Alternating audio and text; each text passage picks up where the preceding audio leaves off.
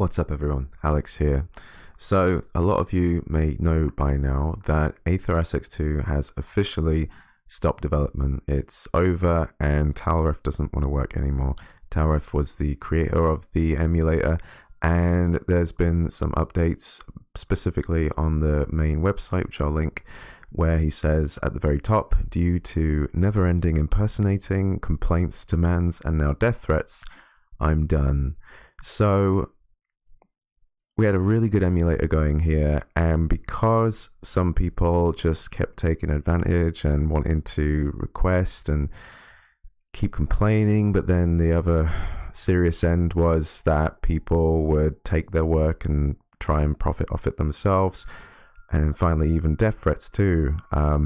Imagine putting a lot of time and effort into a passion project which you do not benefit from. It's just something personal you do. You don't make money from it, and somebody has the audacity to send you an email or message and threaten your life because who knows what they want. They want the emulator to play better on a certain phone, or a certain game isn't running to a certain standard they expect. People do not have the right to demand these certain things, and we live in the kind of day and age now where I think a lot of people just expect to have things done for free, or it's their right that something should be made this way, and that's just that sucks. And I have a lot of history with this emulator now. For the past year, I have been doing AetherSX2 videos on the Odin, and every month there was a new update that did something new, made certain games more playable, more features that made things better. Just scrolling through these games, I've pretty much tested every one of these on the Odin, and some of them just wouldn't work in the first place. I remember the first time I got Urban Chaos running, I was quite excited. That was running really smooth. It's a game I never played before, and that's like the beauty of emulation.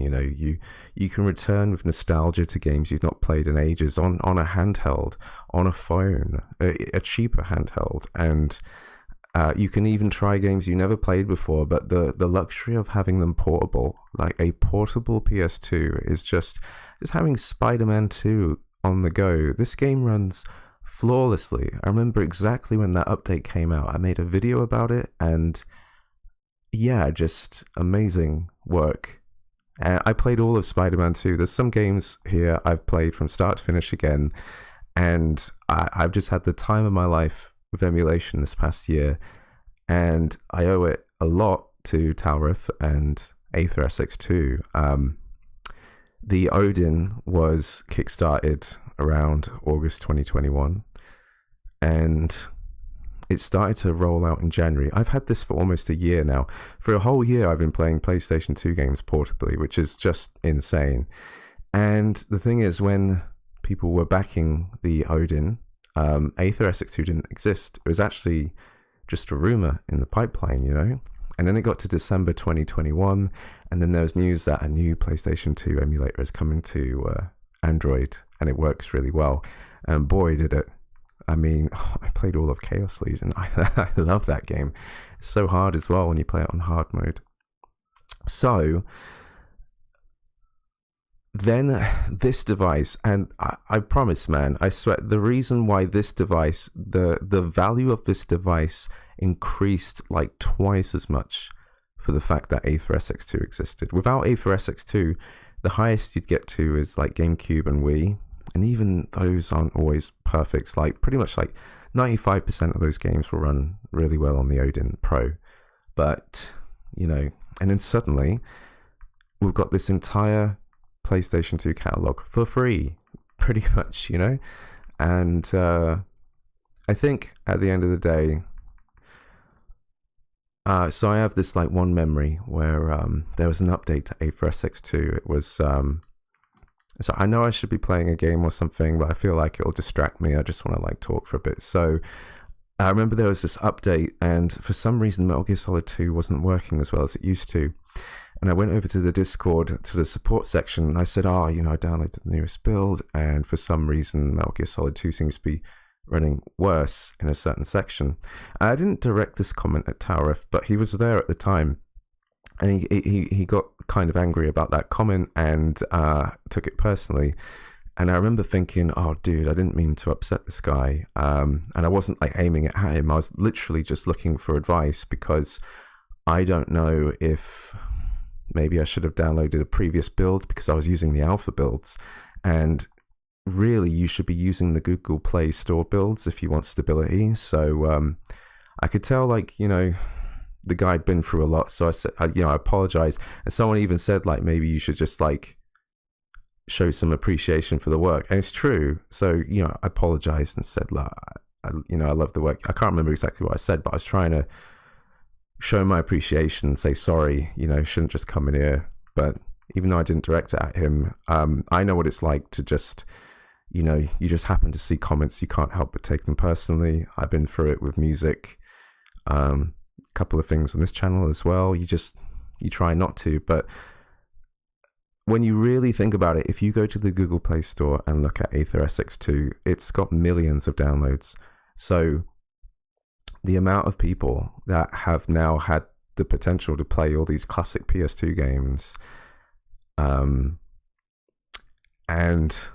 that's got to be a great feeling if you can think of it like that. But usually the majority of people that are vocal are the ones that complain. So, like, I know it's easy to forget to review or say something nice. I mean, there are a lot of good people that try and do this.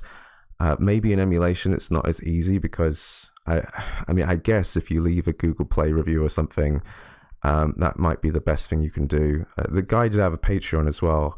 I can't say that I use the Patreon myself. I don't really use Patreon for anything, so really that's just like a me problem. I don't use Patreon, so I don't really think about it. But I swear, if the emulator, so for example, PPSSPP, you have the regular version and then you have the gold version.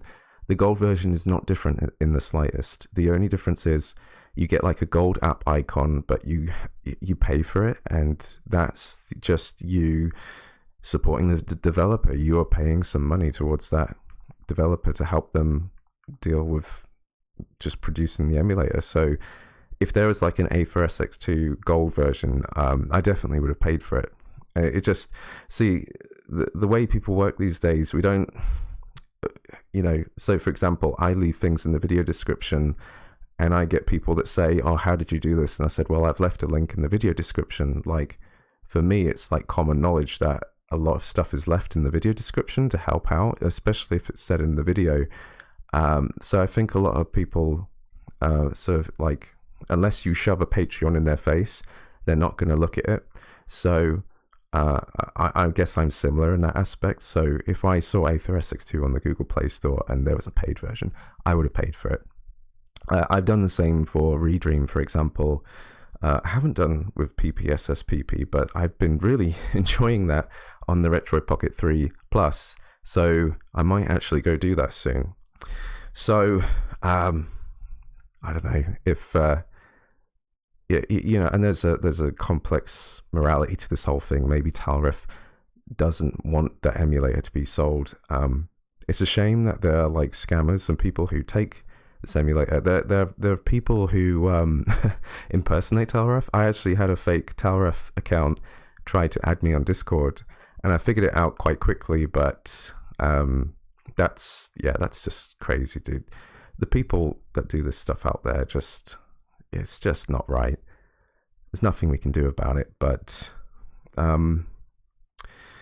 Tarif also says AetherSX2 was always meant to be a fun hobby for me, not profit driven. So that's probably the reason why he only had a Patreon, and doesn't make sense to continue working on a hobby which isn't fun anymore, which I entirely get. I've done this with music myself. I've actually done less music in the last year than I have in years, because I don't find it as fun as it used to be.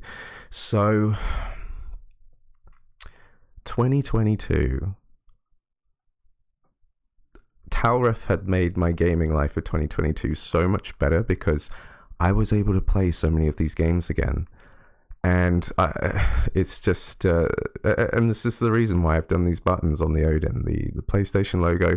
To me, this is a pretty much, not perfect, like, you know, if this had a Gen 8 Snapdragon CPU, we'd be getting some like pretty solid PlayStation 2 performance on here. But for what the Odin Pro actually does, most of this works really, really well. And I always said, look, I've got guides, I've done many videos on this. AetherSX2 is just amazing on this device. And then I was going to say AetherSX2 has increased the value of different hardware. The Retroid Pocket 3 Plus can play PlayStation 2 games on it. This is a $150 device. I'll turn that down. A $150 device, and basically the games I've left on this device, I think I should probably do another video testing some of these games, but I'm pretty sure every game I've left on here like this is playable. Maybe not 100% speed for some of them, maybe not all perfect. Metal Gear Solid 2 and 3, for example, I just leave on there because I like to test them when I see new builds of AetherSX2, which we're no longer going to get, but there might even be some performance we can squeeze out there. There's certain settings I really need to test and tinker with. But yeah, I'm pretty sure that most of these do work on the Retro Pocket 3 Plus. And there's like, what? I didn't count them, but there's like 100 games maybe. And you know, some people are skeptical and stuff, but if all of these really are playable, this emulator has just added 100 plus more titles to a device for $150, and that is just incredible value. And then the same thing with the phone. I even did a little bit of testing on phones. I can literally play Resident Evil 4 on here. I did a review once on this controller. There we go. It's paired. This is a Samsung Galaxy Note 10 Plus. And it plays Resident Evil 4, if I want to. I've said before, I don't really like gaming on my phone because of the battery life, and I prefer an exclusive handheld, but I mean, if you got a phone and you want to play Resident Evil 4, here it is, and it's not slowing down. I remember this is the exact same update that Spider-Man 2 was also way more playable than it used to be.